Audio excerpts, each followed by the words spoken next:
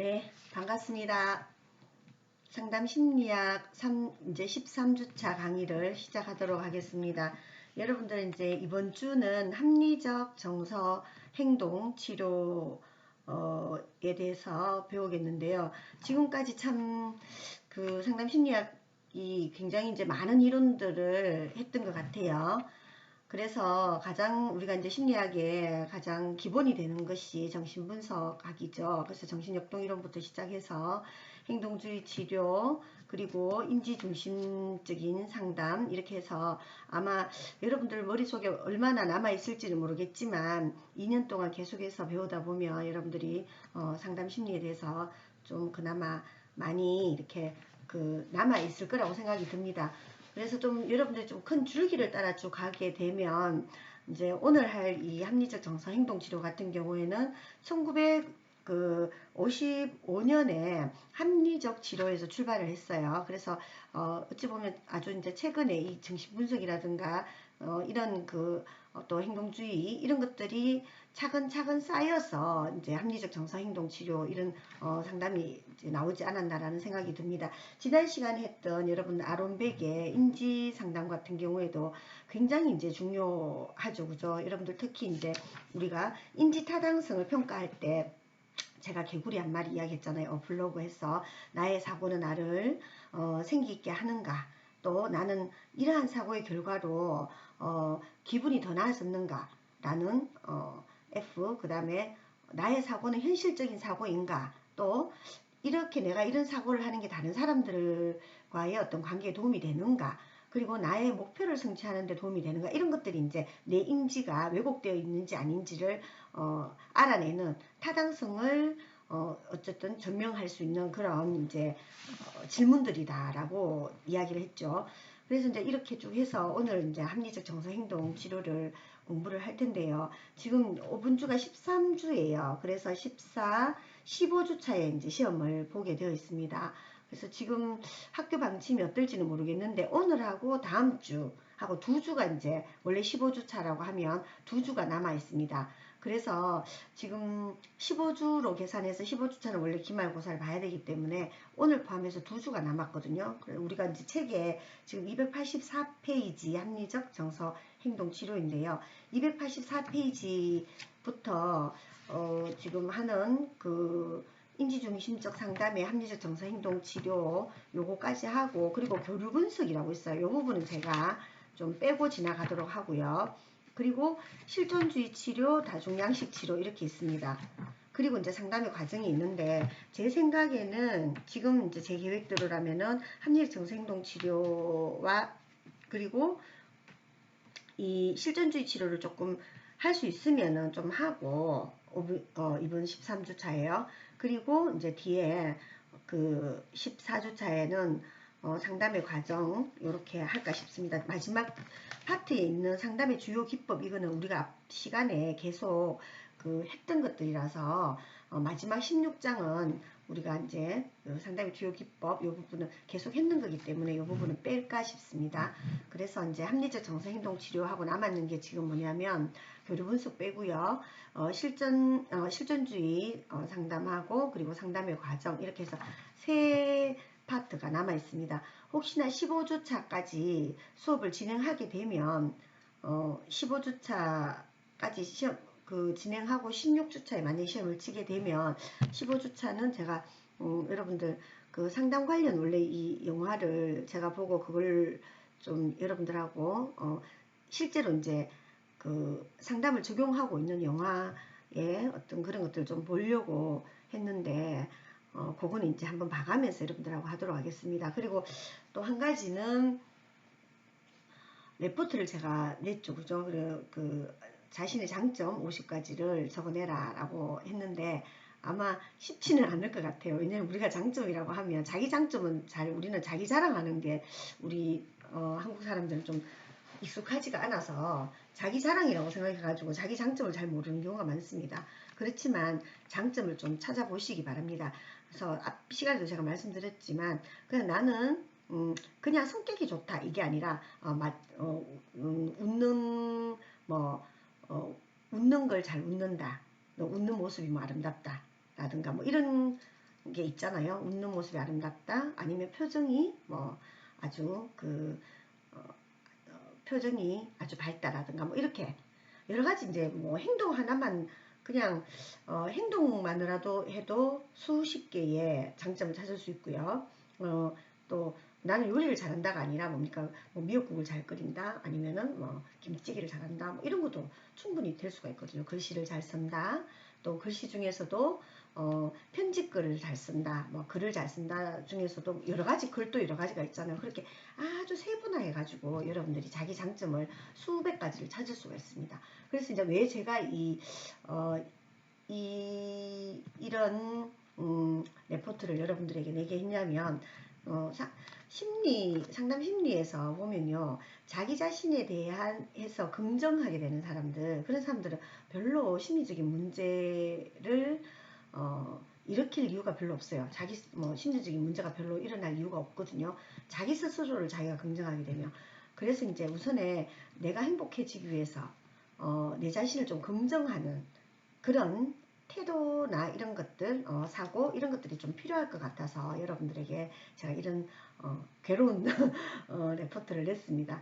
제 마음을 좀 이해를 해주시고, 여러분들 좀 힘들겠지만 직접 글자를 써도 되고요. 이제 이렇게 워드를 치셔도 되고, 시험 치는 날 한 번도 빠짐없이 다 내주시도록 부탁을 드리고요. 그리고 레포트이기 때문에 자기 이름을 꼭 쓰셔야 됩니다. 앞장에 레포트 제목 쓰고, 예, 그렇게 이제 레포트를 쓰는 그 양식이 있어요. 그러니까 그 양식대로 뭐 레포트 제목 쓰고 과목 쓰고 그리고 자기 이름 쓰고 학번과 이름 또 우리 학과 이름 쓰고 담당 교수 이름 먼저 쓰고 그렇게 해서 좀 이렇게 제출을 해주시면 감사하겠습니다.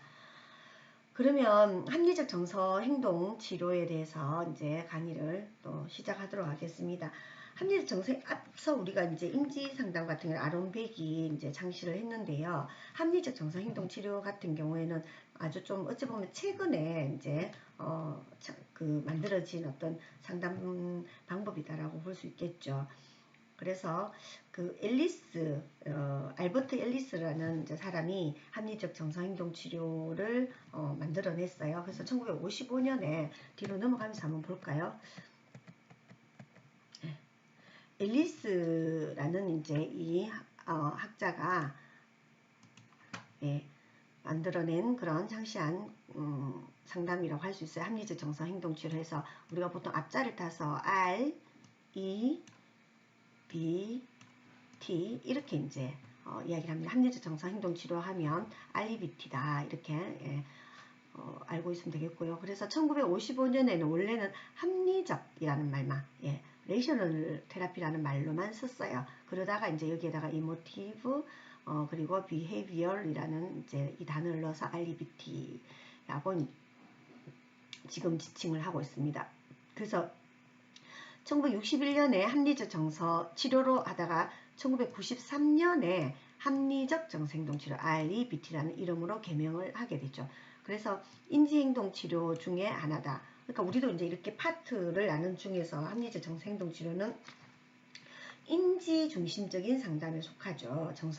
우리가 이제 정서 중심 상담, 행동 중심적 상담 이렇게 이제 세 가지 파트로 우리가 나눠서 지금까지 공부를 했는데 근데 이 부분은 뭡니까? 인지 어떤 그 생각이라고 가장 좀 쉽게 표현하면 생각이라고 여러분들이 이렇게 생각하시면 인지라는 말은 생각 뭐 내지는 사고 이렇게 여러분들이 생각하시면 가장 좀 빨리 와닿을 것 같습니다. 그래서 합리적인 정서행동 치료도 인지 중심적인 어떤 상담의 하나다라고 그렇게 여러분들이 알고 계시면 되겠고요. 그리고 이 합리적 정서행동 치료 뭐라고 했어요? REBT라고 했죠. 이건 내담자의 정서적이고 행동적인 정상의 근원은 어디에서 온다? 비합리적인 신념에서 온다. 그래서 이 비합리적인 신념을 어떻게 해요? 합리적인 신념으로 수정해주면 된다. 그러면은 자연스럽게 정상이 치료된다. 이렇게 이제 보는 거죠. 그래서 우리가 앞에 인지 상담 같은 경우는 어땠어요? 인지 치료 같은 경우에는 왜곡적인 어떤 인지적 왜곡에 의해 가지고 우리의 어떤 여러 가지 정서 행동적인 어떤 문제점들이 발생한다 이렇게 봤죠.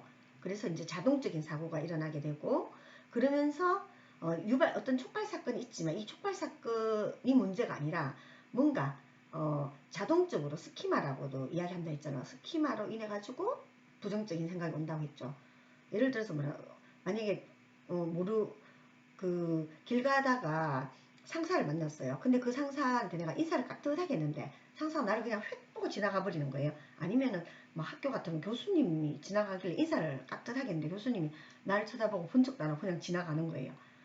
그래서 이제 이럴 때 우리는 어떤 생각을 하느냐라는 거예요. 여러분도 어떤 생각하세요? 아, 우리 교수님이 바쁘신가 보다 이렇게 생각할 수도 있고 아니면 어때? 억수로 기분 나쁠 수도 있죠. 아니 나를 무시하나? 아니면은 또 한편으로는 막 걱정이 될 수도 있어요.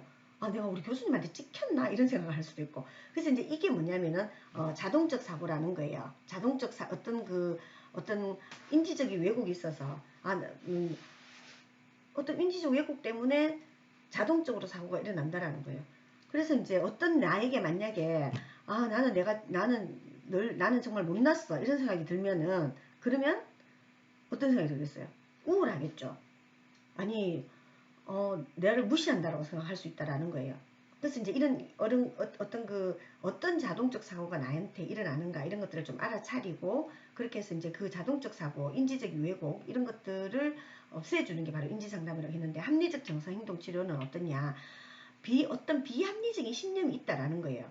그래서 행동적이라든가 아니면 정서적인 어떤 정상이 일어난다라고 볼 수 있겠죠.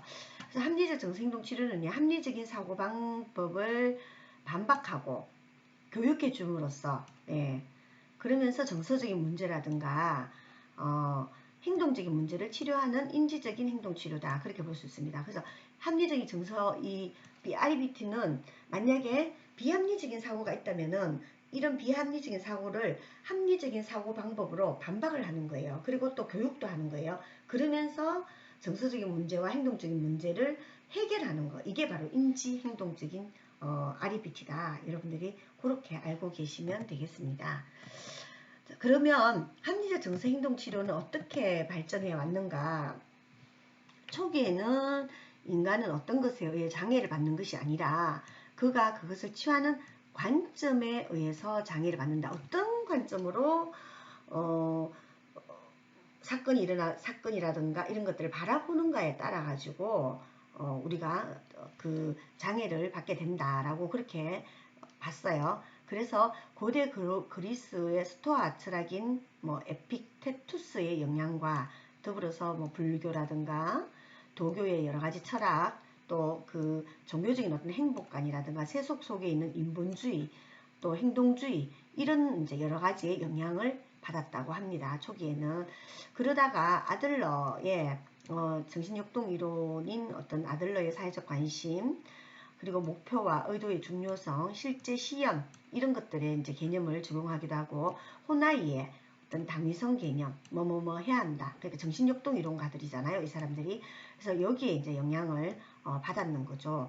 그러다가 1959년에 비영리 교육기구인 합리적 삶을 위한 연구소를 만들었어요. 현재 합리적 정서적 치료 연구소인데 이걸 창설하면서 집단 상담과 개인 상담에서 REBT를 처음으로 적용을 하게 됩니다. 그리고 이제 1962년에 이렇게 또 다시 체계적이고 종합적으로 자신의 치료 이론을 또 다시 이제 앨리스가 제시를 하게 되고 드디어 1993년에 앞에서 말한 그대로요 합리적 정서행동 치료 REBT로 이름을 바꾸게 되죠. 그래서 사고를 강조하기는 해요. 하지만 감정, 행동, 사고가 서로 얽혀 있고 분리될 수 없는 것으로 본다. 그러니까 인지, 사고, 우리의 생각 이런 것들을 강조는 하고 있지만 감정이라든가 행동, 이 사고가 다 얽혀 있다. 그래서 어떤 사고에 의해서 감정이 일어나고 또 행동이 일어나고 이게 분리될 수 없는 하나의 이걸로 돌아가고 있다. 상호작용하고 있다. 이렇게 이제 보고 있는 거죠. 가장 최근에 수정된 이론은 2단계의 REBT 개념이고 일반적 REBT와 선택적 혹은 정밀한 알리비티 뭐 이런 것들이 있다고 합니다. 계속해서 뭡니까? 발전해 나가고 수정되고, 우리가 이제 상담을 하다 보면 내담자를 쭉 만나잖아요. 근데 이 내담자한테는 이게 딱인데 또 뭐 케이스 따라 또 다르게 되고 하기 때문에 계속해서 이제 여러 가지 기법들을 사용하고 그렇게 이제 조금씩 이론들을 수정해 나가는 거죠. 그래서 앨리스가 세상에 대한 사람들의 지각을 강조하였기 때문에 몇몇 사람은 그를 구성주의자다 이렇게 이제 보기도 하죠. 우리가 이제 앞에서 현상, 지각 뭐 이렇게 이제 계속했죠. 그런 것처럼 이제 구성주의자로 보는 사람들도 있다 그렇게 이야기를 합니다. 자, 그러면 주요 개념인데요. 주요 개념은 우리 교재의 288페이지입니다. 여러분들도 이제 288페이지를 좀 참고하면서 같이 나가면 더 공부하는 데 도움이 되겠네요. 자, 그렇다면 우선 이 합리적 정서 행동 치료 RBT에서 제시하는 주요 개념 중에서 제일 중요한 게 뭐냐면 비합리적인 신념입니다. 그렇죠. 비합리적인 신념에 의해서 뭡니까? 비합리적인 신념에 의해서 어떤 문제적인 행동이라든가 문제적인 정서 이런 것들이 발생한다라고 보는 거죠. 그렇기 때문에 뭡니까? 비합리적인 신념이 주요 개념에서 중요하게 다뤄지고 있습니다. 비합리적인 신념이란 것은 뭐냐? 부적절하고 자기 패배적인 정서를 야기하는 사고를 바로 비합리적인 정서라고 말합니다. 그래서 앨리스는 이 비합리적인 신념의 근간이 되는 게 뭐냐? 세 가지다. 즉 자신의 당위성, 타인의 당위성, 상황 조건의 당위성 이런 것들하고 연관이 되어 있다고 그렇게 이제 앨리스는 주장을 하고 있습니다. 우리 책에 보면요. 288페이지에 있어요. 부적절하고 자기 패배적인 정서를 야기하는 사고가 바로 비합리적인 신념인데 이 근간이 되겠는 게 바로 자신의 당위성과 이 세 가지 당위성이라고 합니다. 근데 이 앨리스는 사람들에게 문제가 되는 비합리적인 신념에 대해서 우리 책을 같이 보면서 한번 여러분들하고 보면 더 여러분들 잘 와닿을 것입니다. 자, 첫 번째가 사람은 주위의 모든 주요 인물들로부터 항상 사랑과 인정을 받아야 된다. 이렇게 생각한다라는 거예요. 자, 이러면 뭐예요? 주위의 모든 사람들에게 이런 인정을 받고 사랑을 받고 싶죠. 왜 그래? 저는 이제 충분히 이해가 가요. 왜 우리 인간은 이렇게 비합리적인 신념을 가질 수밖에 없는가? 우리 인간의 욕구인 거예요, 이게. 누구한테나 다 인정받고 싶은. 하지만 우리는 절대 모든 사람에게 인정받을 수 없다라는 거예요. 그렇기 때문에 이걸 이제 이런 비합리적인 신념을 가지게 되면 괴롭죠. 내가 어떻게 모든 사람에게 실제로 현실에서는 그게 불가능한데 그래서 이제 이게 이제 비합리적인 신념 중에 하나입니다. 그리고 가치 있는 사람이라고 인정받기 위해서는 반드시 내가 유능하고 모든 영역에서 완벽하게 일을 성취해내야 된다. 불가능합니다. 하지만 우리는 이런 욕구를 가지고 있어요. 모든 것에서 다 잘하고 싶고 그리고 사악하고 나쁜 사람들은 반드시 비난받아야 되고 음하게 벌을 받아야 된다. 안 그렇습니다. 우리 사회는. 근데 우리는 나쁜 사람들은 정말 벌 받아야 된다고 생각하거든요. 하지만 어떻게 나쁜 사람이라고 다 벌을 받겠어요. 그렇지 않죠. 그리고 일이 내가 바라는 대로 되지 않으면 끔찍하고 무슨 우리는 다 일이 내 마음대로 되었으면 좋겠죠. 근데 그렇게 되지 않으면 끔찍한 거다. 이렇게 이제 아니면 끝장이다. 내 마음대로 안 되면 이건 끝장이야. 이번에 이 일 성공 못 시면 끝장이야. 이렇게 생각하면서 있으면 이건 비합리적인 신념이 되는 거죠. 이 일이 그러니까 세상에 절대적인 거라는 없다라는 거죠. 근데 우리는 절대적인 걸로 한 번씩 걸거든요. 자기 모든 걸 건다거나 올인한다고 하잖아요. 그래서 뭐 도박판에서도 올인은 절대 하면 안 되는데 올인을 하게 되거든요. 뭐 사업을 하거나 뭘 하더라도. 그런데 그게 바로 뭡니까? 비합리적인 신념에서 비롯됐다라는 겁니다. 그리고 일이 내가 바란 대로 되지 않으면 무슨 파멸이고 그리고 불행은 외부 환경 조건 때문이고 개인은 그것을 통제할 수 없다라고 보는 거. 그러니까 불행한 거는 뭐예요? 내가 이걸 외부 환경 조건 때문일 수도 있고 뭡니까? 내가 통제 안 해서 그럴 수도 있어요. 그렇기 때문에 뭡니까? 자, 불행은 무조건 외부 환경 조건 때문이고 개인은 그것을 통제할 수 없다. 라고만 생각하면 이건 너무너무 불행한 거죠. 그래서 이런 것도 뭡니까? 비합리적인 신념인 거예요. 외부 조건 때문에 이럴 수도 있지만 일정 부분 내가 그걸 선택하고 또 통제할 수도 있다라는 겁니다. 그리고 위험하거나 두려운 일이 일어날 가능성이 있기 때문에 늘 조심해야만 한다. 자, 우리는 이제 이것도 뭡니까? 한편으로는 비합리적인 신념인 거죠. 늘 조심해야만 한다. 그래서 늘 조심해야 되면 뭐 불안하겠죠, 그죠? 그리고 인생에서 역경이나 책임을 회피하는 것이 직면하는 것보다 더 현명한 일이다. 뭐 여러 가지 이런 이제 여러분들 책을 한번 보시면 되겠습니다. 세상은 반드시 공평해야 되고 정의는 반드시라는 이 말, 반드시. 나는 항상 고통 없이 편안해야 된다. 항상 나는 항상 그러면 좋겠죠. 하지만 그렇지 않다라는 거죠. 그렇지 않을 수 있다라는 이게 이제 중요하다는 거죠. 그래서 쭉 보면 여러분들 이제 우리 책에 14가지 정도가 이렇게 해놨어요.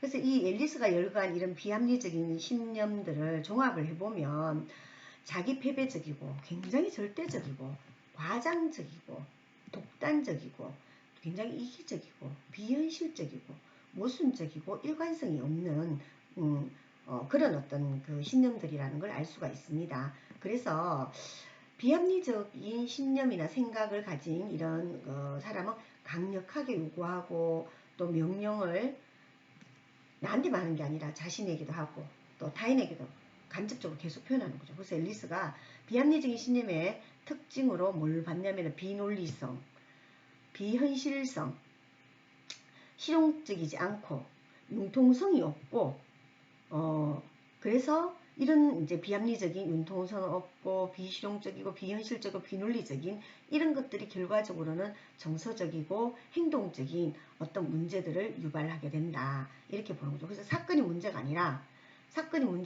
그 사건을 내가 비합리적인 신념을 가지고 있기 때문에 결국에는 어떤 정서적인 문제로 나타나게 된다. 이렇게 이제 이해를 하시면 되겠습니다. 예를 들면은 어떤 걸까요?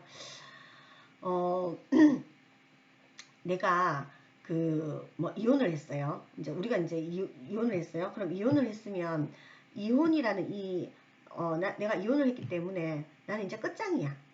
이혼을 한다라는 건 내 인생이 끝난 거야. 라고 생각한 이혼을 하고 난데 굉장히 이제 막 우울증에 걸리고 모든 게 다 싫어지고 막 그랬어요. 근데 알고 보니까 이혼이 문제가 아니라 이 사람의 생각을 쭉 파고 들어가 보니까 이혼은 인생이 끝장나는 거야. 라고 그렇게 생각하고 있는 거죠. 그게 바로 비합리적인 신념이죠. 아니면은 뭐 내가 이 사람이랑 헤어지면 내 삶은 끝이야. 그래서 이 사람이랑 헤어졌어요. 헤어지고 나니까 뭐 완전 자기 패배에 빠져가지고 아무것도 못하고 있는 거예요. 그러니까 어떻게 돼요? 이 사람이랑 헤어지면 문제가 아니라 이 사람이랑 헤어지면 나는 인생이 끝이야 라고 생각하고 있는 이런 비합리적인 신념이 이 사람을 우울증에 빠지게 하고 어떤 일도 못하게 하고 그냥 집에서만 콕 처박혀가지고 우울하게 지내고 어떤 직장도 못 다니게 되고 뭐 이런 이제 그런 정서적이고 행동적인 문제가 발생하게 되더라라는 거죠. 그래서 우리가 이제 표를 한번 보면요. 우리 책에도 지금 나와 있어요. 289페이지 있는데요. 일단 합리적인 신념과 비합리적인 신념은 이렇게 다릅니다. 논리적으로 합리적인 신념은 논리가 모순이 없는 반면에 비합리적인 신념은 모순이 많고, 그리고 현실적으로는 현실과 일치하는 반면에 합리적인 신념은요, 비합리적인 신념은 경험적인 현실과 전혀 일치하지 않는다. 그리고 합리적인 신념은 실용적입니다. 목적 달성에 도움이 돼요. 우리 지금 현실에. 비합리적인 신념은 삶의 목적 달성에 방해가 된다. 그리고 융통성이 합리적인 신념은 있고 경직되어 있지 않는 반면에 비합리적인 신념은 굉장히 절대적이고 극단적이고 경직되어 있더라 라는 겁니다. 그리고 합리적인 신념은 파급 효과가 적절한 정서와 적응 행동에 영향을 주는 반면에 비합리적인 신념은 부적절한 정서와 부적응한 행동을 유도하는 어떤 그런 특징이 있더라는 거죠. 자, 그러면 여러분들도 내가 비합리적인 신념을 가지고 있는 사람인지 합리적인 신념을 가지고 있는 사람인지 여러분들 스스로 한번 판단을 해보시기 바랍니다. 나는 너무 융통성이 없고 절대적인 신념을 가지고 있다거나 아니면 비논리적이라든가 아니면 실용적이지 않다거나 현실 속에 내가 좀 이렇게 습기기 어렵다라든가 뭐 이런 게 비현실적인 어떤 생각을 하고 있다라든가 뭐 그런 게 보이겠죠. 그죠? 너무나 내가 가지고 있는 게 절대적이고 과장적이고 독단적이고 이기적인 뭐 비현실적이고 모순적인 이런 신념을 가지고 있지 않는가, 이런 것들을 이제 한번 여러분들 스스로도 좀 점검해 보시면 좋을 것 같습니다. 그래서 비합리적인 신념은 그 여러 가지 이제 유형의 사고를 유발하게 됩니다. 이렇게 이제 앞에서 있었던 그 했던 모순적이고 또 현실적이지도 않고 절대적이고 융통성이 없는 이런 비합리적인 신념을 가지고 있으면 또 이런 사고를 유발하게 된다. 어떤 사고? 당위적이고 파국적이고 자기와 타인을 질책하는 사고, 낮은 좌절, 인내력 이런 것들을 가지게 된다라고 이제 보고 있죠. 그래서 우리 교재에 이제 자세하게 나와 있는데요. 제가 조금 한번 보도록 할게요. 여러분들. 당위적인 사고라는 뭐냐면은 자신에게 당위적인 사고도 있고 타인에게 당위적인 사고, 그 다음에 그 상황이나 조건에 대한 당위적인 요구 이런 것들을 이제 가지고 있을 수 있어요. 그래서 자신에 대한 당위적인 요구는 뭐냐? 나는 완벽하게 행동해야 하고 항상 성공해야 된다. 나는 뭐든지 완벽해야 되고 성공해야 돼. 그래, 그리고 나는 누구에게든지 사랑스럽게 보여야 돼. 그렇지 않으면 나는 무능하고 무가치한 존재야. 이렇게 이제 보는 거예요. 그렇다 보면 어때요? 자기 자신이 늘상 완벽해야 된다. 그러면은 항상 불안하고 우울하겠죠. 나는 무가치하다고 생각하니까. 그러면은 지나가다가 누구를 만났는데 그 사람은 자기가 바빠가지고 나를 못 봤어. 근데도 인사 안 받아준다고? 그럼 나는 어떻게 되겠어요?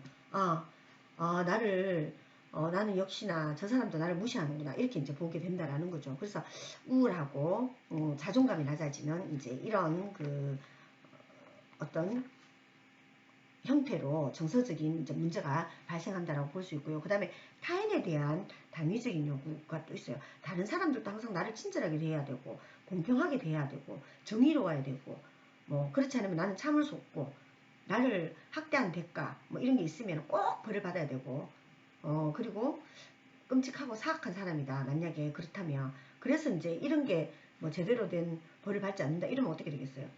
분노와 복수심으로 이어지게 되는 거죠. 그리고 상황과 조건에 대해서도 당위적인 게 있어요.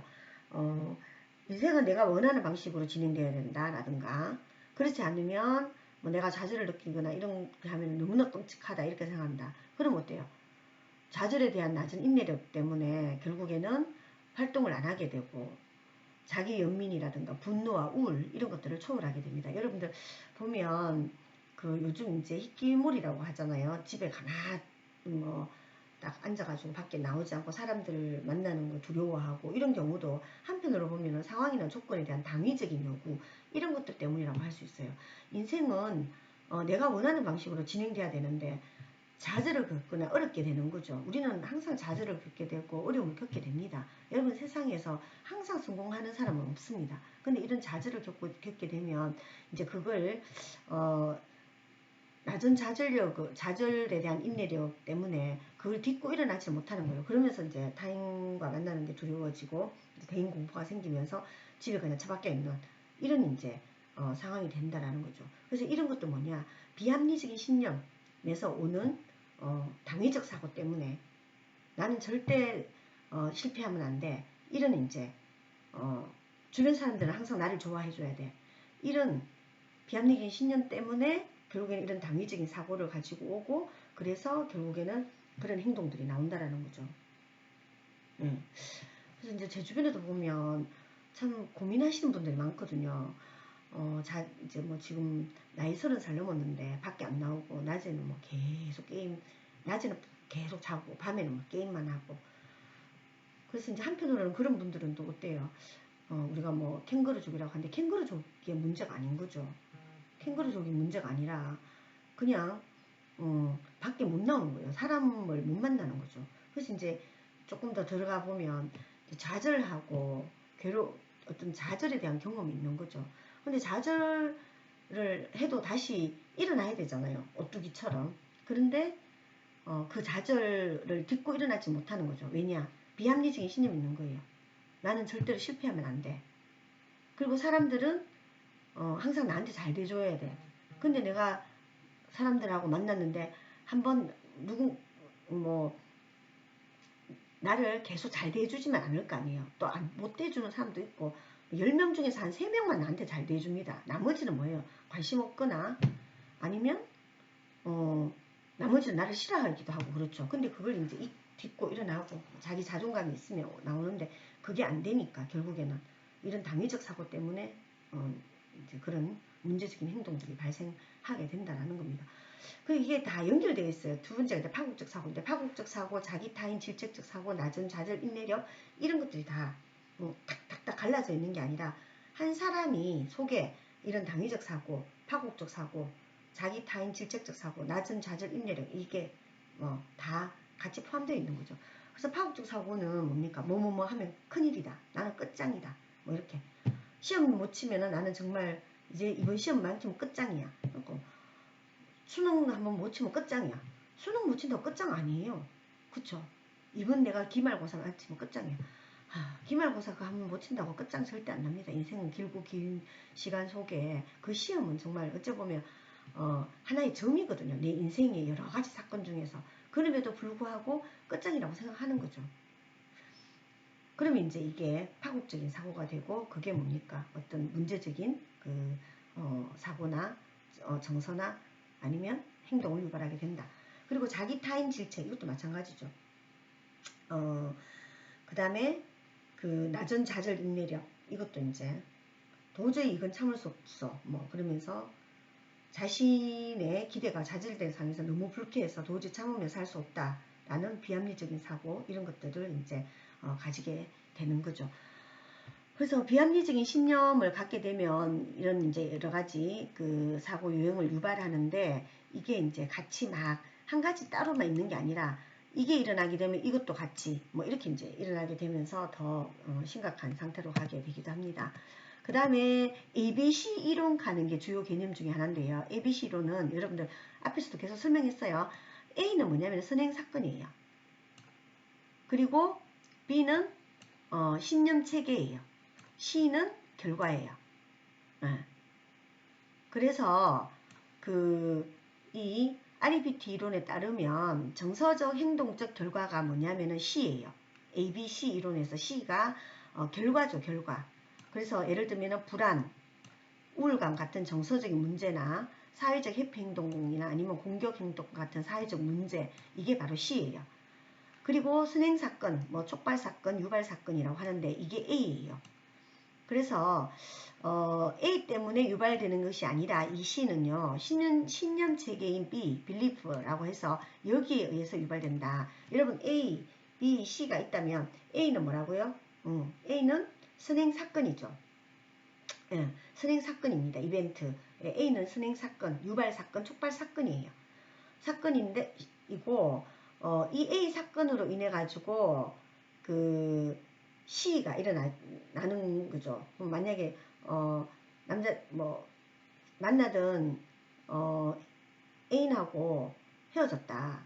그래서 나는 너무 지금 불안하고 우울하고 너무 괴롭다. 이게 C예요. 근데 우리가 또 보면 A라는 사건 때문에 C라는 이런 우울함이 일어났다고 생각하는데 죽을 것 같고 그냥 우울하겠죠 당연히. 그냥 단순하게 너무 속상하고 상실감 느껴지고 이제 만나던 그 애인하고 헤어져서 내가 너무 힘들고 괴롭고 보고 싶고 난 너무 힘들어 그리고 뭐 괴로워 막 후회도 되고 뭐 여러 가지가 있겠죠. 이런 거랑 또 다른 거죠. 뭐 당연히 그렇겠죠, 그죠? 그런데 정말 우울하고 죽을 것 같고 모든 게 끝장나는 것 같은.